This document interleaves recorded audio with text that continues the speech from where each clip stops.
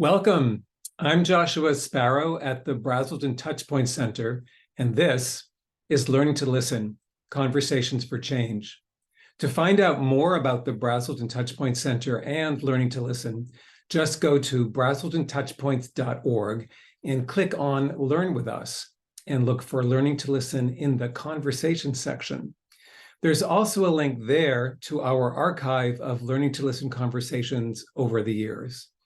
To learn more about and register for more Braselton Touchpoint Center conversations, events, and trainings, click on the link in the chat. To join the Braselton Touchpoint Center's Learning Network, look for that link in the chat as well. And if you are able and would like to help us continue to making programming like Learning to Listen free and available to all, please look for our donate link in the chat or the donate page at braseltontouchpoints.org/donate. Any amount, whatever you can do that would make you feel good, would be a huge help. Thank you so much for joining us. Today, we will be learning about the dangers for pregnant and birthing people, infants and young children of the heat many of us are living with now with Dr. Rupa Basu, Chief of the Air and Climate Epidemiology Section at the California Environmental Protection Agency. In just a moment, you'll have a chance to hear about her work and to find out why we believe it is so important to bring her work to you today. But first, a bit of information about today's Learning to Listen episode. Over 1,000 people have registered for today's webinar. We're delighted to see you all. Please let us know in the chat who you are, where you're from, and what you do. And our wonderful interpreter, Maria Jose Gutierrez, is joining us all the way from Bogota, Colombia, and she'll be simultaneously translating our webinar into Spanish. Thank you, Maria Jose, as always. To access the translation, click on the interpretation icon in your Zoom controls, then select Spanish. To mute the English in the background, select Mute Original Audio. La conversación de hoy será en español e inglés. En los controles de esa reunión, haga clic en interpretación, haga clic en el idioma que le gustaría escuchar. Para escuchar solo el español, haga clic en silenciar audio original. We are also providing closed captions today for those who would like to use them. To turn captioning on, please click on the closed caption icon in your Zoom controls and select Show Subtitle. You can adjust the size of the subtitles. Please use the chat feature if you have a comment to share or need help with a technical issue. And please do put your questions for Dr. Basu in the Q&A box, and we will try to pause a few times along the way to respond to them. We know many of you may be wondering about certificates of attendance. If you would like to receive a certificate of attendance for today's webinar, please be sure you complete the feedback survey. That survey will open in your web browser when this webinar ends at 4 p.m. Eastern, 1 p.m. on the West Coast. You will also receive a link to the survey tomorrow in a thank you email that will include a link to the webinar recording, as well as resources about today's conversation.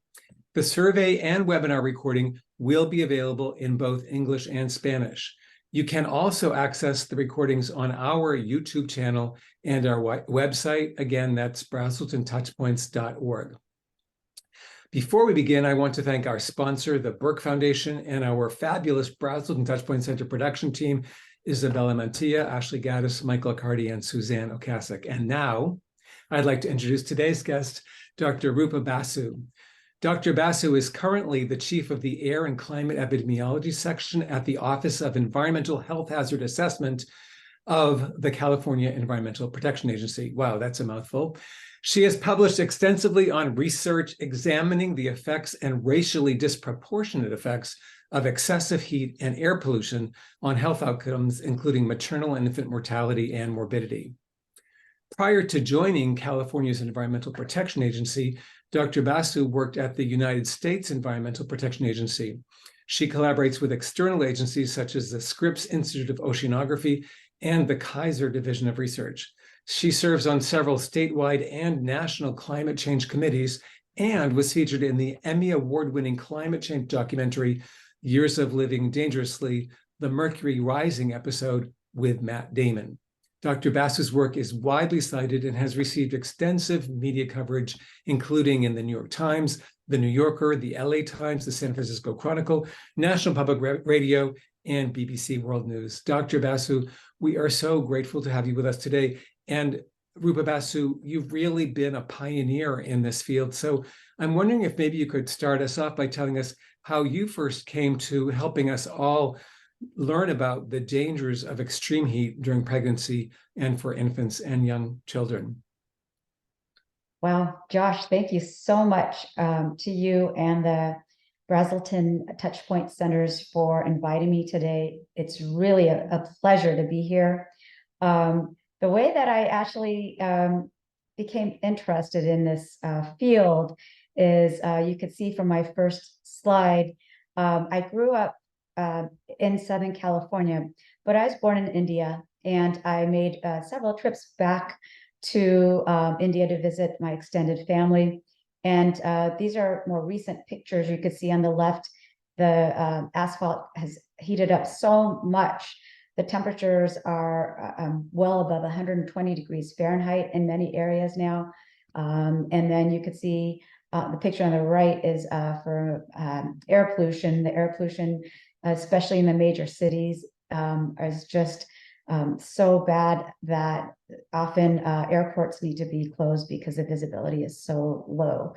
And I really have to thank my advisor from Johns Hopkins while I was doing my doctoral studies. That was Jonathan Samet. He introduced me to the field of climate change, heat, personal exposure assessment for heat, and heat and health issues.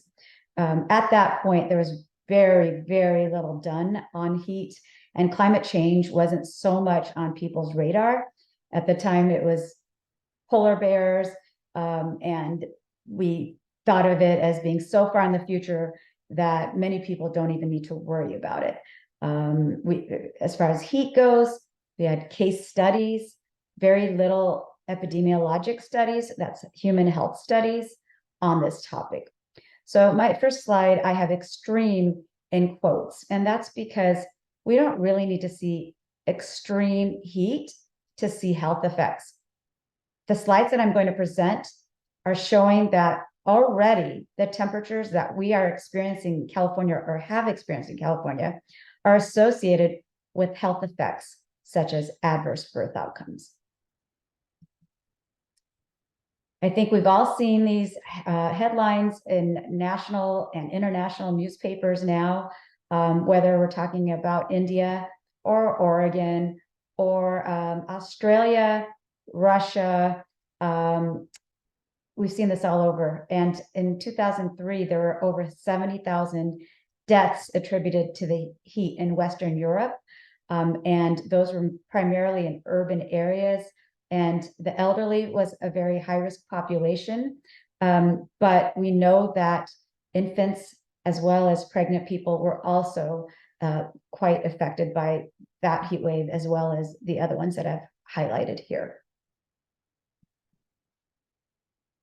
So in this slide, it's very clear to see that the temperature globally is increasing, particularly around the 1940s. It's not surprising. That's when the Industrial Revolution really kicked in, and we had the use of cars rapidly increasing.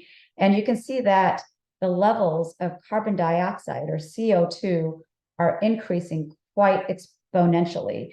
From 1980 onwards, we're seeing such a substantial increase.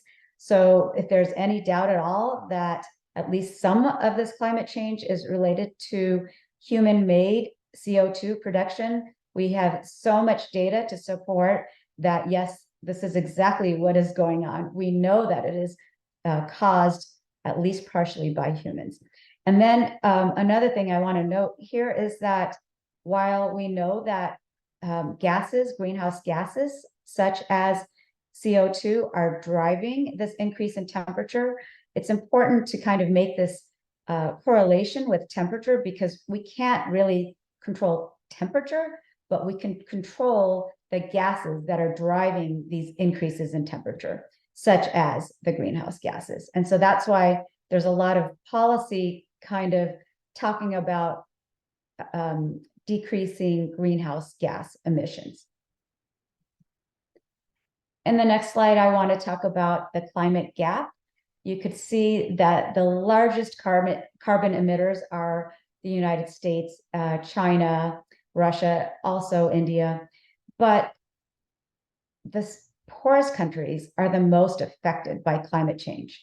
So if you look at, it's primarily, not completely, but primarily south of the equator are the countries that are most impacted. And we've seen this, whether it's heat, flooding, drought, in all sorts of ways, wildfires as well.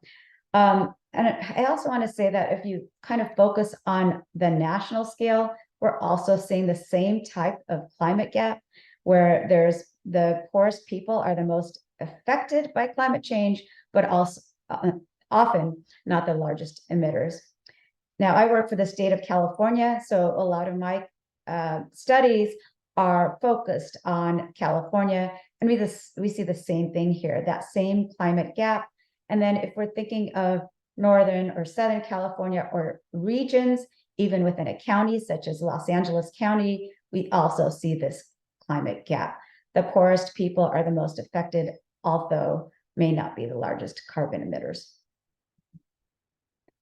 So currently, the Centers for Disease Control, it's approximately 700 deaths are attributed to heat-related illness, is what they're reporting. But, and we know, I didn't want to really highlight the male and female, but we know that it's pretty much the same between males and females.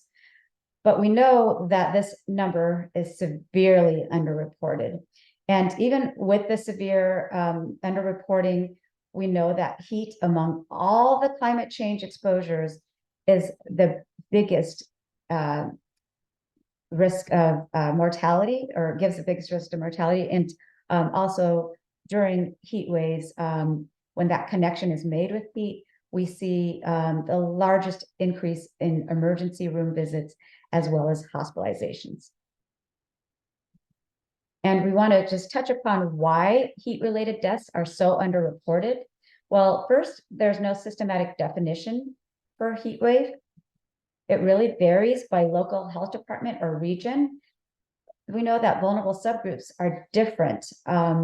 If we're, again, talking about region-specific heat waves, Los Angeles County, for example, people living on the coast are very different demographically, and also with the temperature exposure itself, and mitigation strategies than people in inland areas.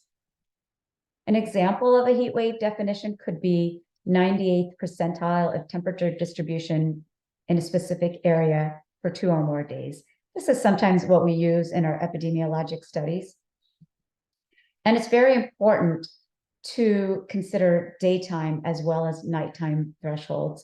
We know that daytime temperatures are increasing, but nighttime temperatures even more so. And that cumulative exposure is very important. It doesn't give people the chance to thermoregulate or control their body temperatures. And we also know that there's a problem with reporting.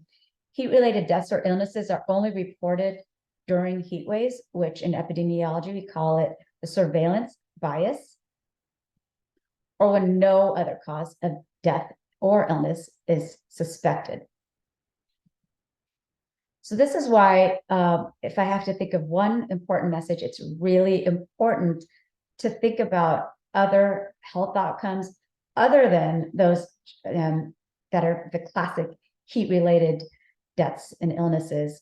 So far from our research, we've found associations between apparent temperature, which is just temperature and relative humidity, not even during heat waves, just what we've already experienced in California, and emergency room visits, hospital admissions, and deaths.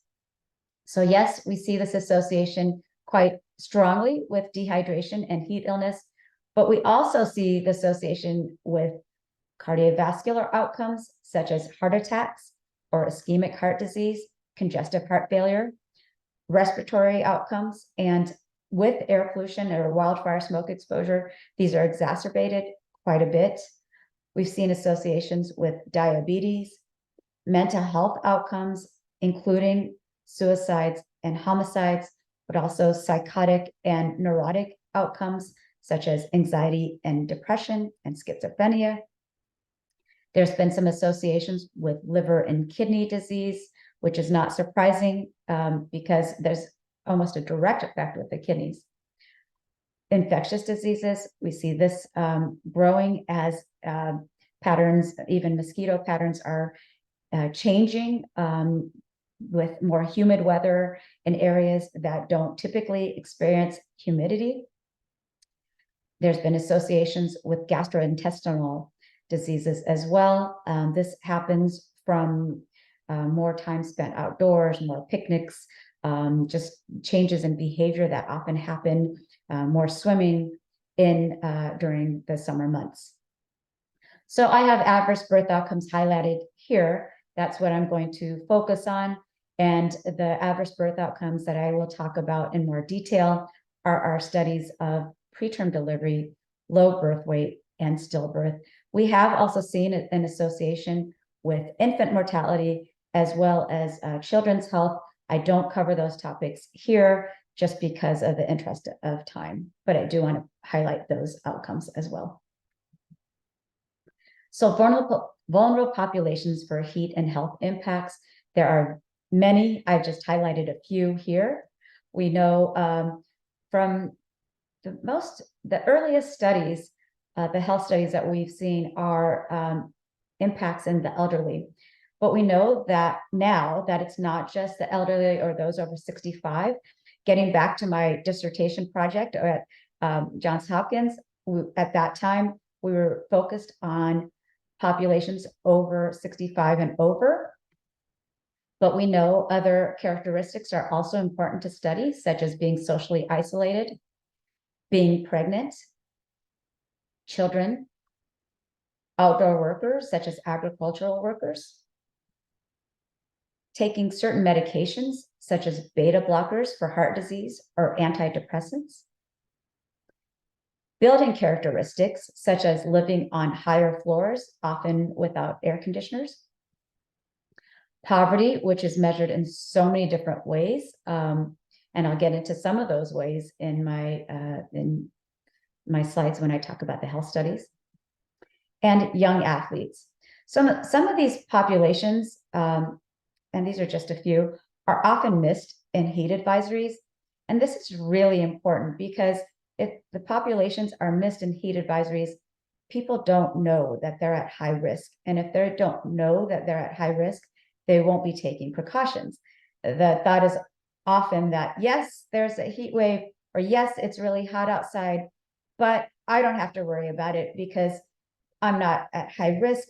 Those are other people, when it could very well be people who are watching TV or getting the heat alerts on their phones and not realizing that they're also very vulnerable. In California, we've seen a trend in nighttime temperatures increasing.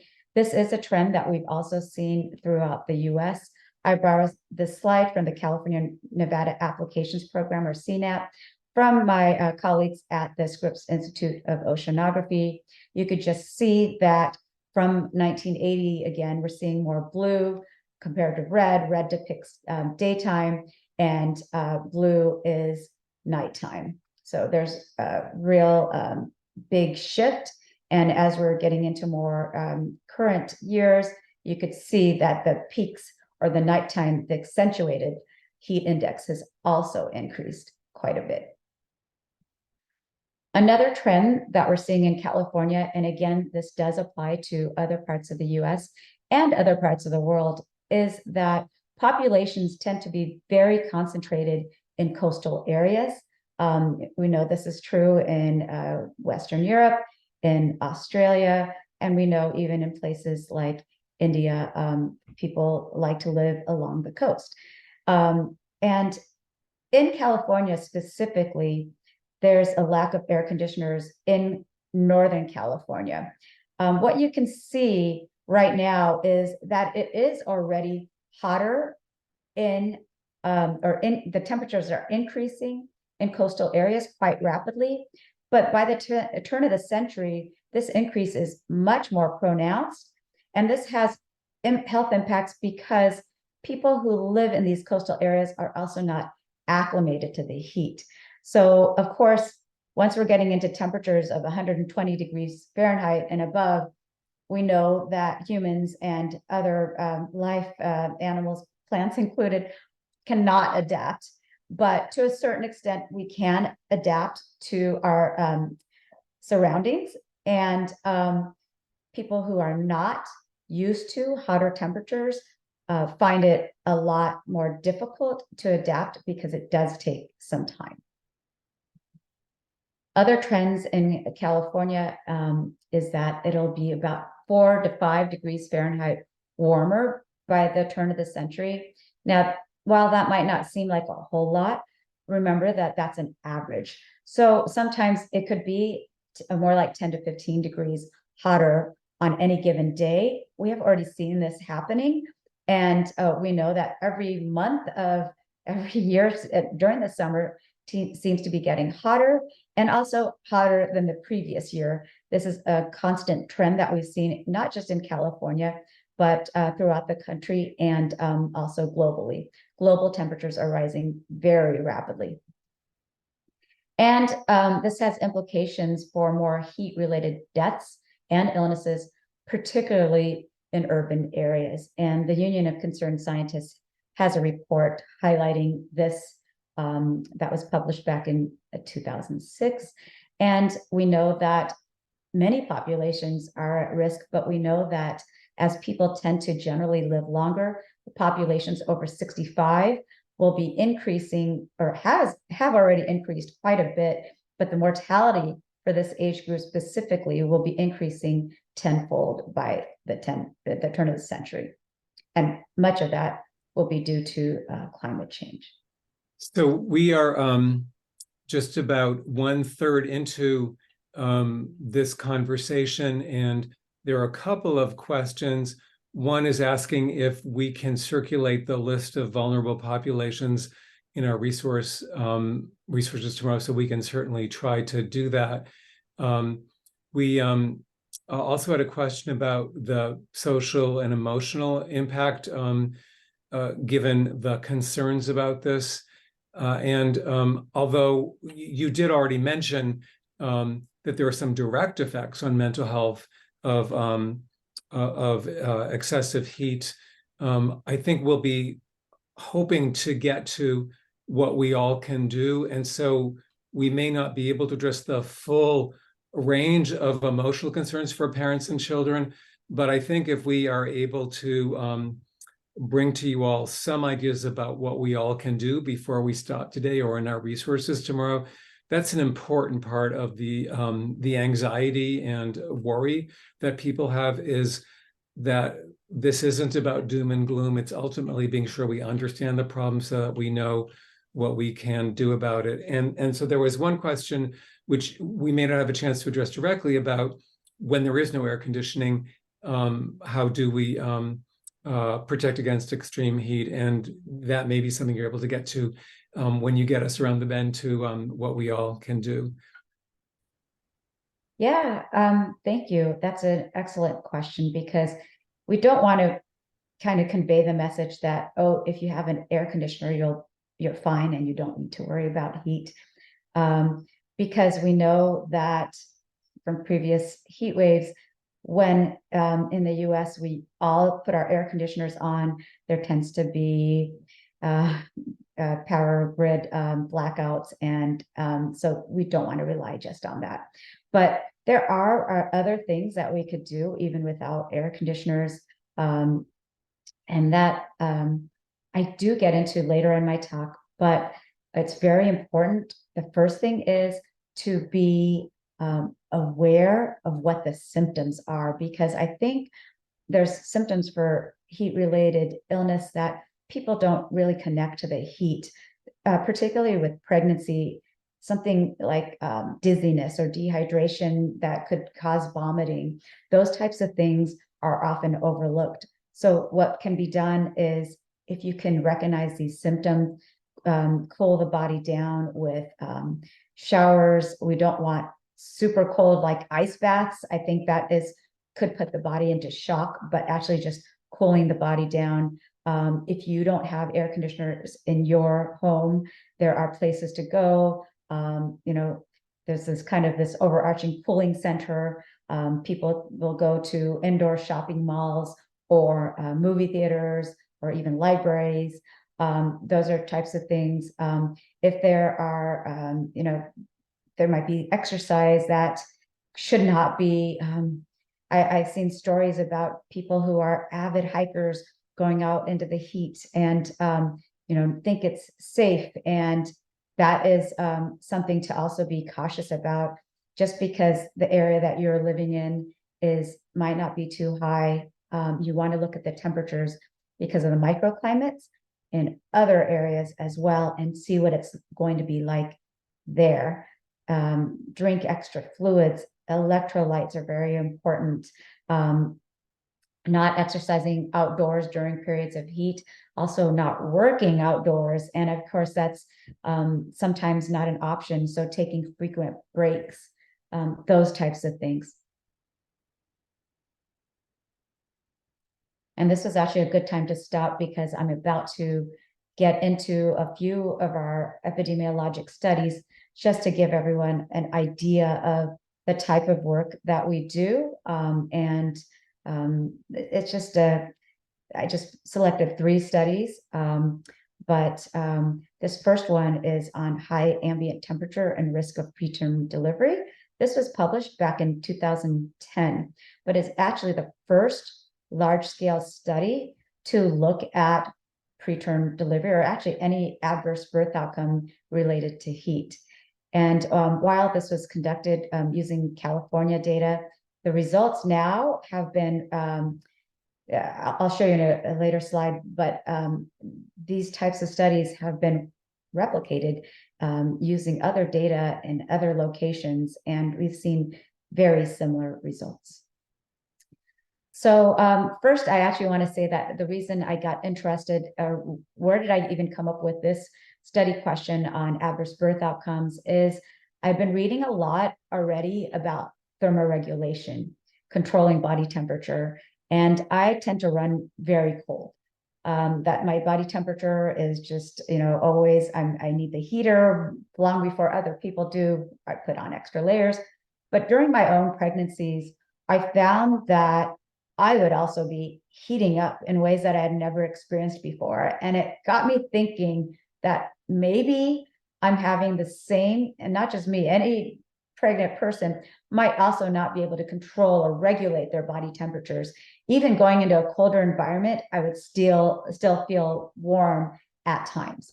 So looking at data for temperature and preterm delivery, this is by race and ethnic group.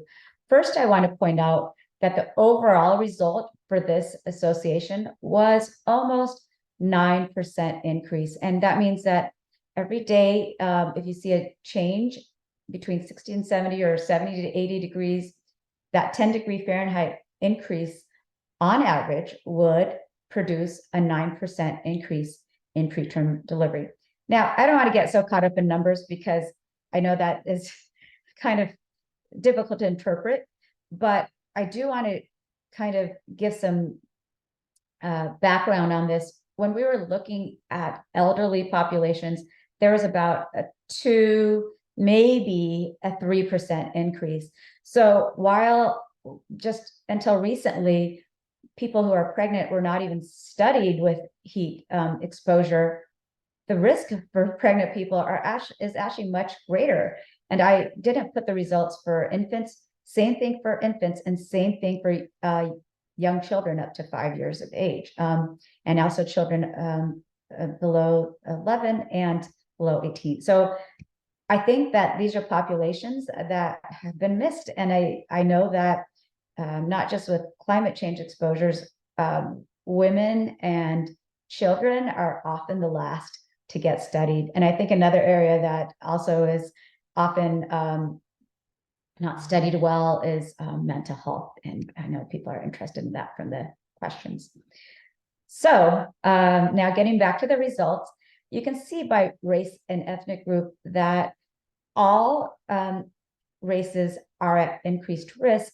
But if you look at white mothers, there's about a 6% increase. This is how it's coded. Hispanic or Latina mothers had about an 8%, so already greater. And the highest risk was among Black or African American mothers.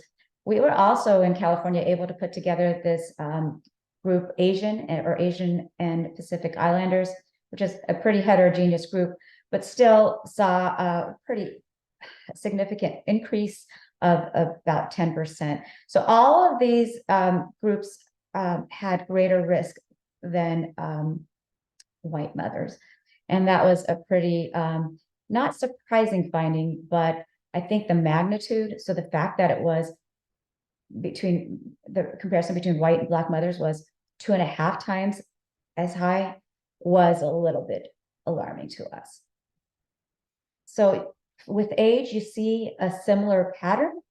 The highest risk is for the younger ages, and all mothers, again, are at increased risk. So there is this association between temperature and preterm delivery for all pregnant people, but particularly for certain race and ethnic groups, as well as younger mothers.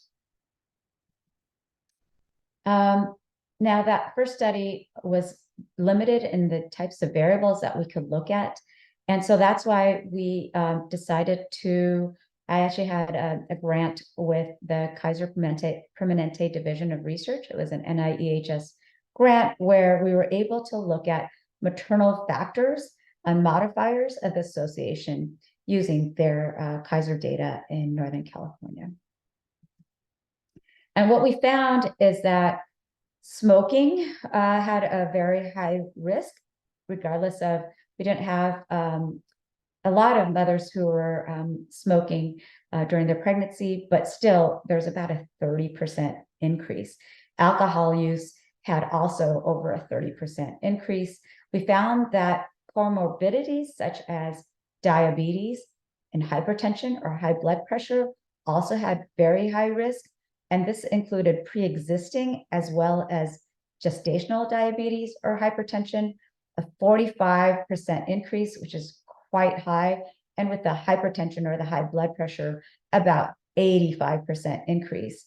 And we also saw an association with preeclampsia. In another study, we looked at the association between temperature and stillbirth, and that's deaths of fetuses below 20 weeks of gestation. In California, it's 20 weeks. What you can see here is we looked at all year, we looked at the warm season and also the cold season.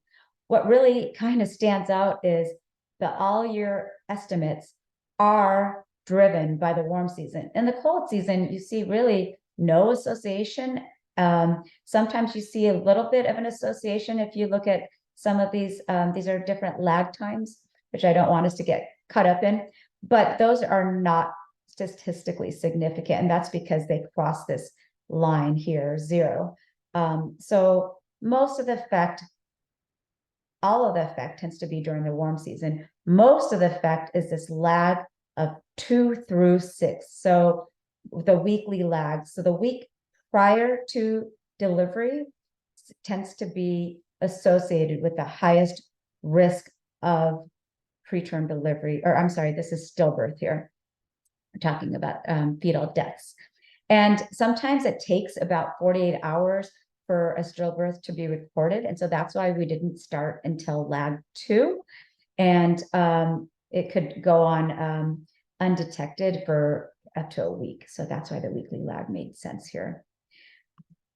What we also want to point out here is that, yes, there's still some differences by race, ethnicity, but not as pronounced for stillbirth. we see that same, what we call dose response association for age. So younger maternal age is associated with higher risk, and also being less educated. And we saw slightly different, slightly higher risk for male fetuses compared to female, but really these differences are not statistically significant, but still shouldn't be ignored. We know that something is going on in terms of these maternal factors.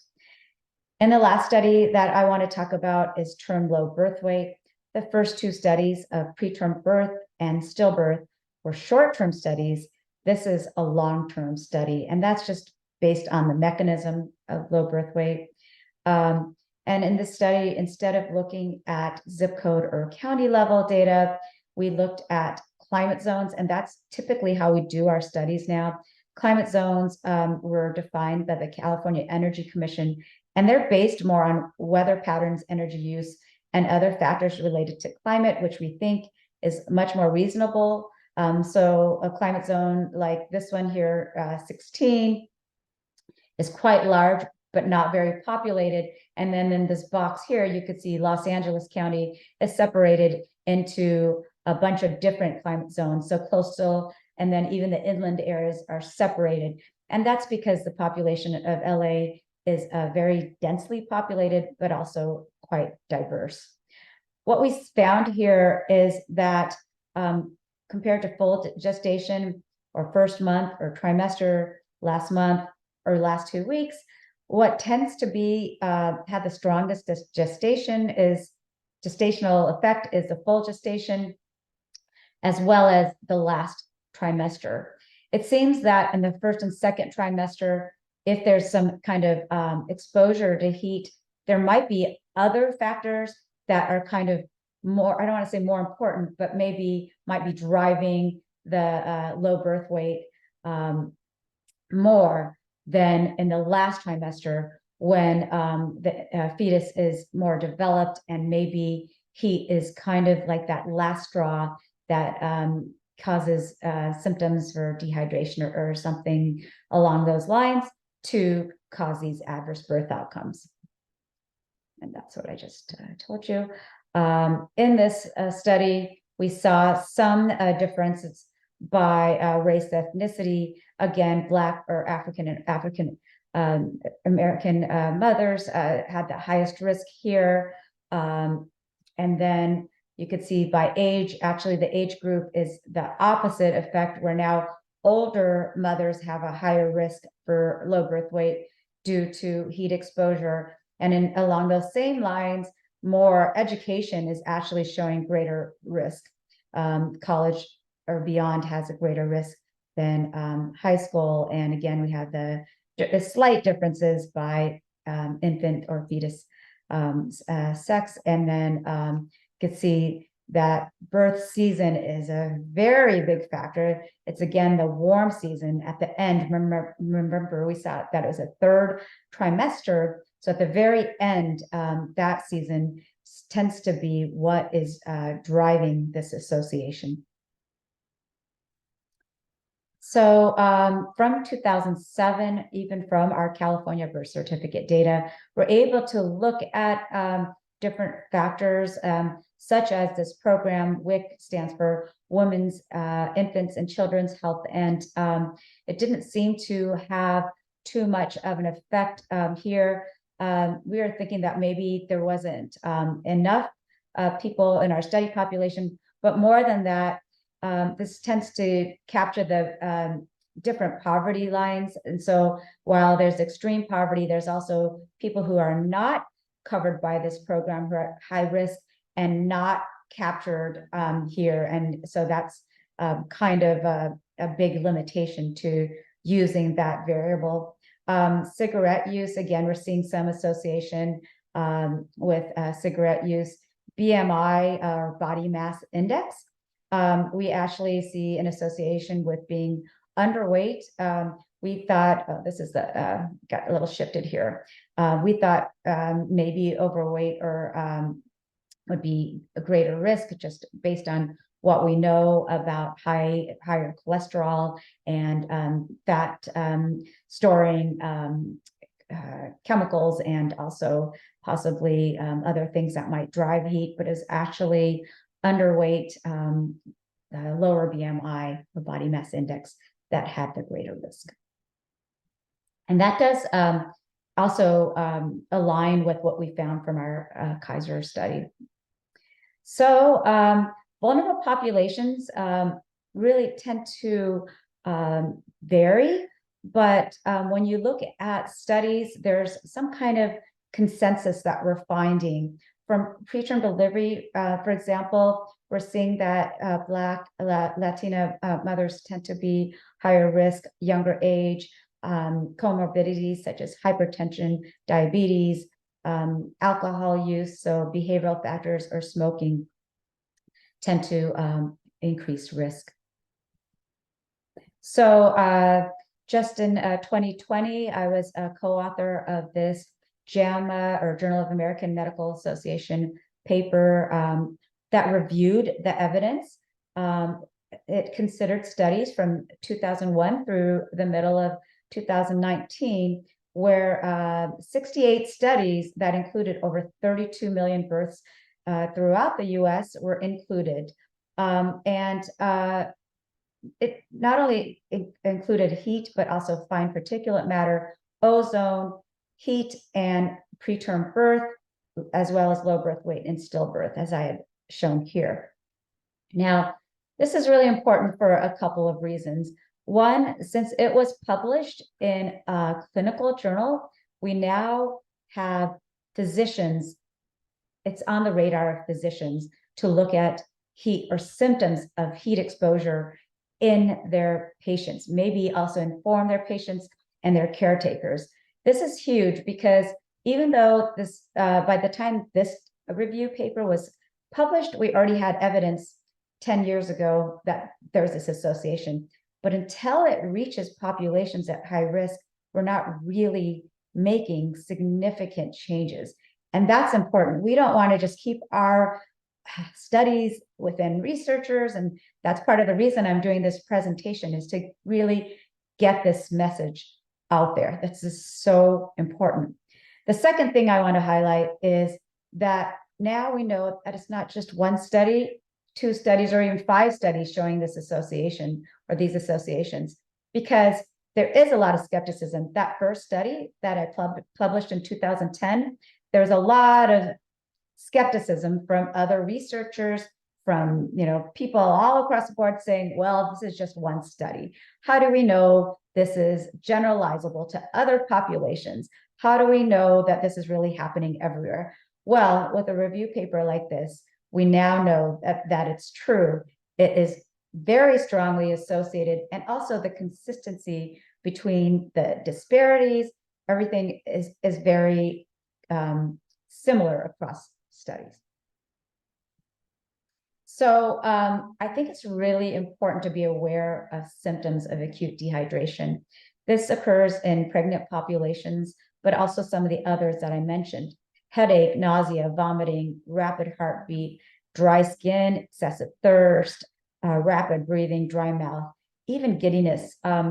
This could lead to oxidative stress and inflammation, which could produce oxytocin. And by producing oxytocin, it's kind of signaling pregnant people, their bodies, to decrease uterine blood flow. When uterine blood flow is decreased, the nutrients are no longer being able to be transported to the fetus. This decreased blood flow is also decreased in the heart and other vital organs, which would eventually decrease fetal growth and could induce labor prematurely. Since we're talking about some personal stories, I'll just say that last weekend we had a heat wave in California, and my mom has other health issues, and she had some symptoms of dehydration. And I think these symptoms would have been missed. We would have normally just said, oh, it's really hot outside, but yeah, she'll be okay. Well, we took her to the ER, and I think honestly saved her life.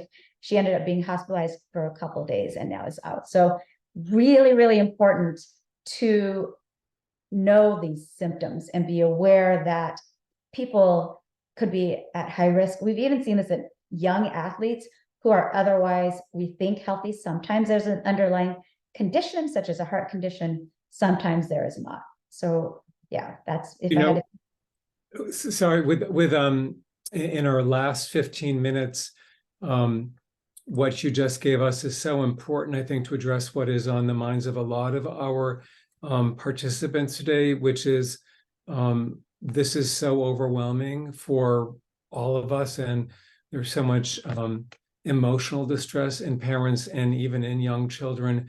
And so I know you won't be able to provide the full array of ways of addressing those experiences.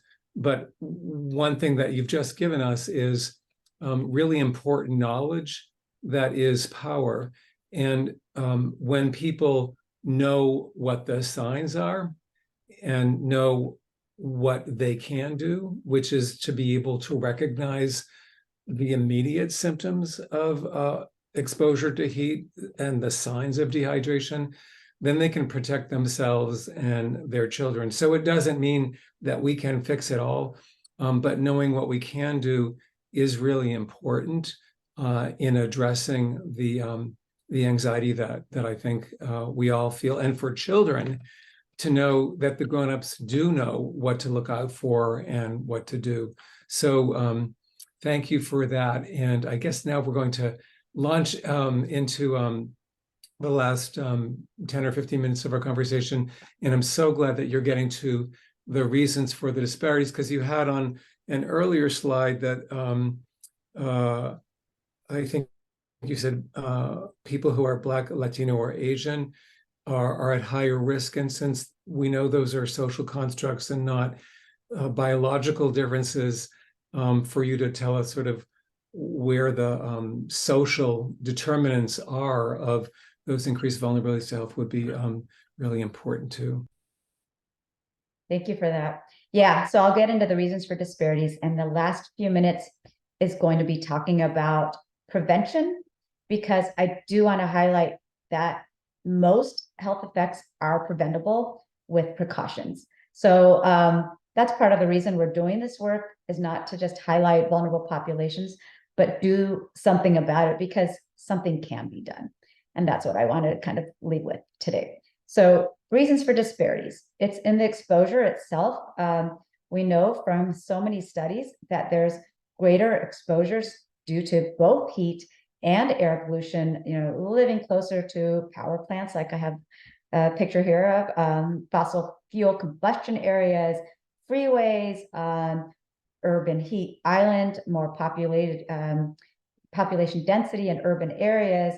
Urban heat island just refers to blacktop, cement, other building characteristics that kind of retain heat and less green space. There's a lot of data to show that more green space, more trees, and it increases physical activity, as well as decreases health effects, just because of the carbon capturing capability of trees.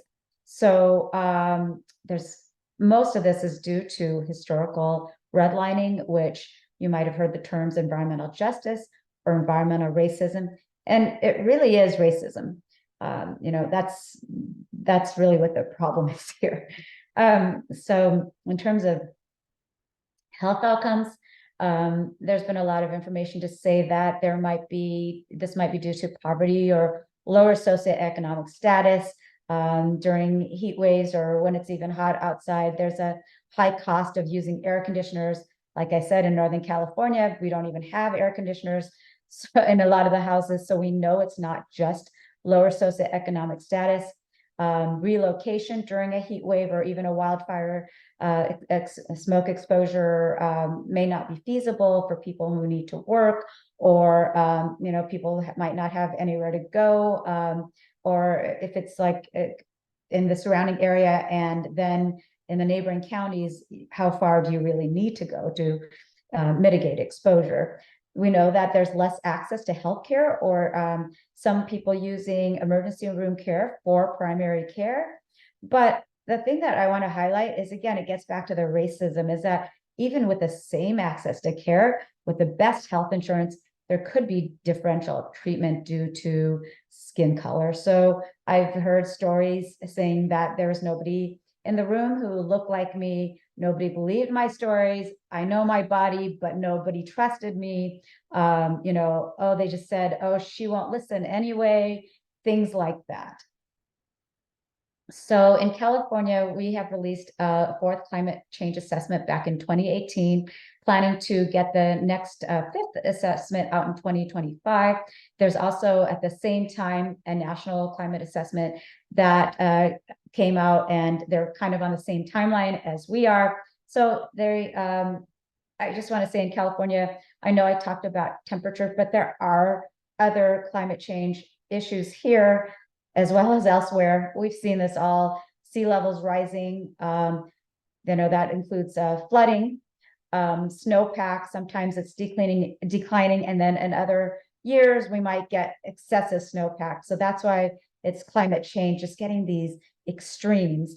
Heavy precipitation events. We experienced this in California last winter, but then other winters in California, and I guess throughout the year, we experienced severe or exceptional or extreme drought. So really, we're getting everything in the last few years. Wildfires, like I said, I grew up in California, but just since 2017, we've had so many wildfires that have affected, the smoke exposure has affected high-risk populations and dense populations. I've never experienced anything like this, and it tends to be now an annual event. And I already touched upon this, but with all of the greenhouse gas emissions, if we continue to go like we are now, and we know from the very first slide, or one of the first slides I showed you, that we're increasing these greenhouse gases exponentially. So in the best case scenario, at the turn of the century, we would see, a 5 to 9, almost 9 degree Fahrenheit increase. And of course, when we're thinking about health impacts, the health impacts are going to be a lot worse than what I've shown. So some of the ways that our results are used is we publish all of our work in manuscripts. They're always peer reviewed. Federal government reports. We help the California Air Resources Board with criteria air pollutant standards, and also the U.S. Environmental Protection Agency. We present our work at workshops, meetings, scientific conferences, presentations such as here. We give consultation to other government and nonprofit agencies. Just recently, we were trying to increase tribal involvement and other high-risk populations.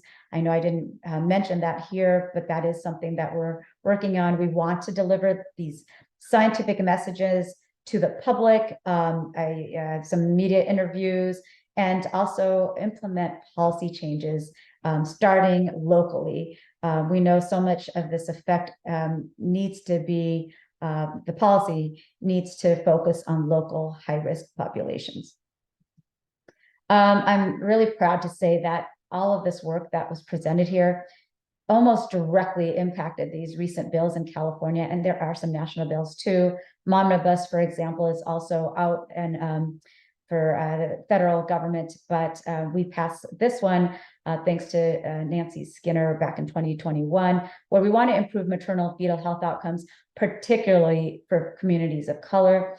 Just this year, we passed a couple of other assembly bills that I just want to highlight.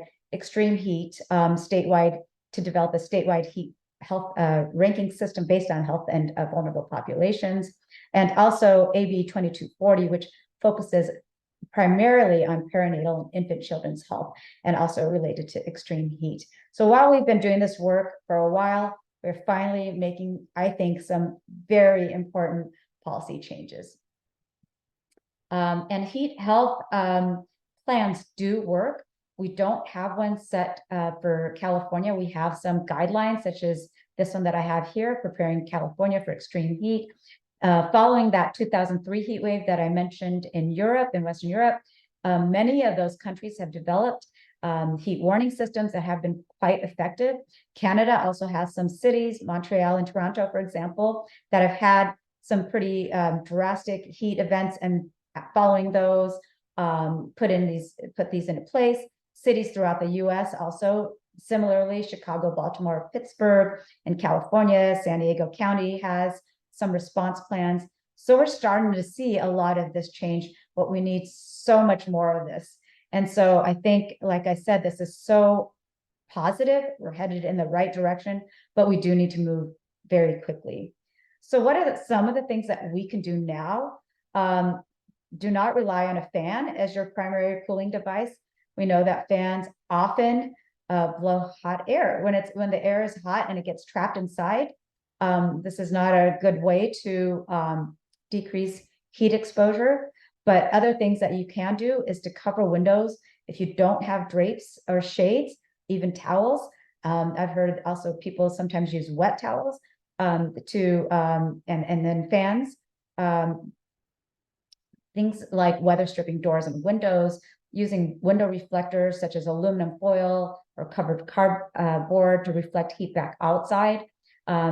Using a powered attic ventilator or a fan seems to be more effective just than, also window air conditioners if you can't, if you don't have central air, and make sure to insulate around them so that the hot air is not coming in. And as I said earlier, recognize the signs of heat illness. During a heat exposure, this means during a heat wave, find air conditioning if possible. I mentioned if it's not in your home, then other public areas. Avoid strenuous activities. I did mention some of that, especially outdoors during the hottest times of the day. Wear light clothing.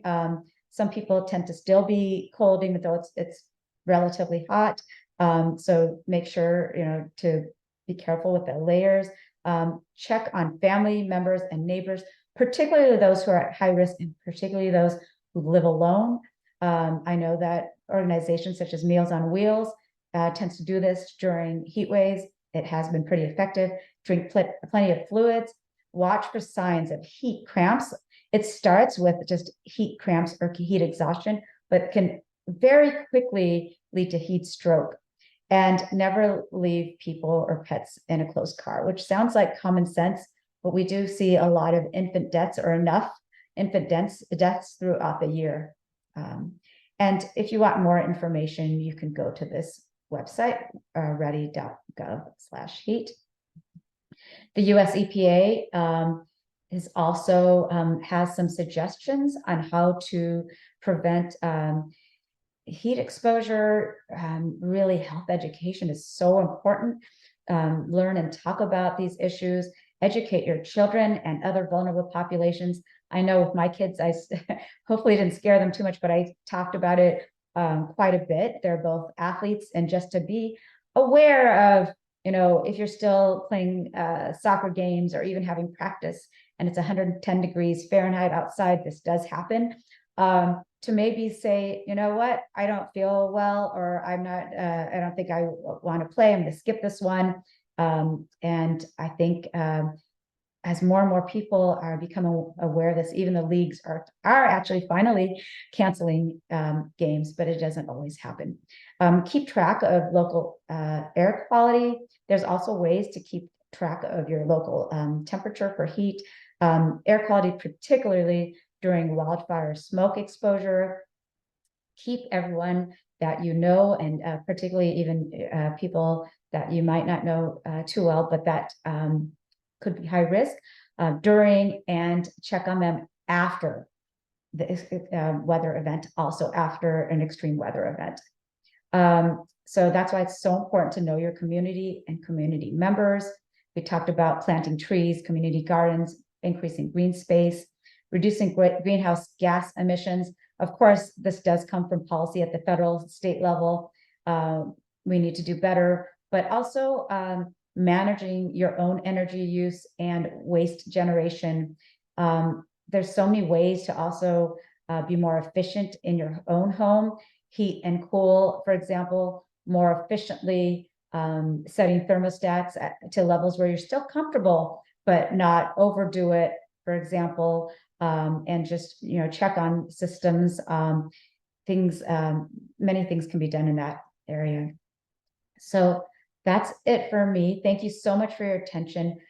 All of the work that I have presented here is definitely a collaboration. So I would also like to thank Kaiser Division of Research, the Scripps Institute of Oceanography, and my own organization, which is the Office of Environmental Health Hazard Assessment, and so many others that have been just instrumental in getting this work out. Some of the co-authors that I already showed you from the papers that I presented today. So thank you, thank you. I appreciate this time, and I really hope the message that I tried to convey to all of you is helpful and will make a difference. Thank you so much, Rupa Basu. Such important information for us all. Lots of concern and great suggestions in the chat.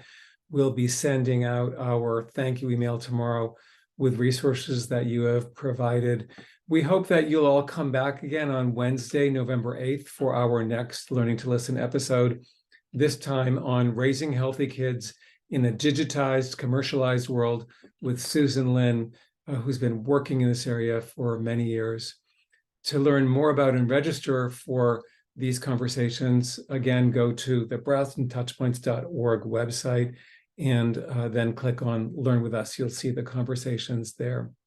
And if you are able and would like to help us continue to make this kind of free programming available to all, please look for the donate link in the chat or on our website. Again, many thanks to you, Rupa Basu, and thank you all for joining us today and for all you do for children and families everywhere.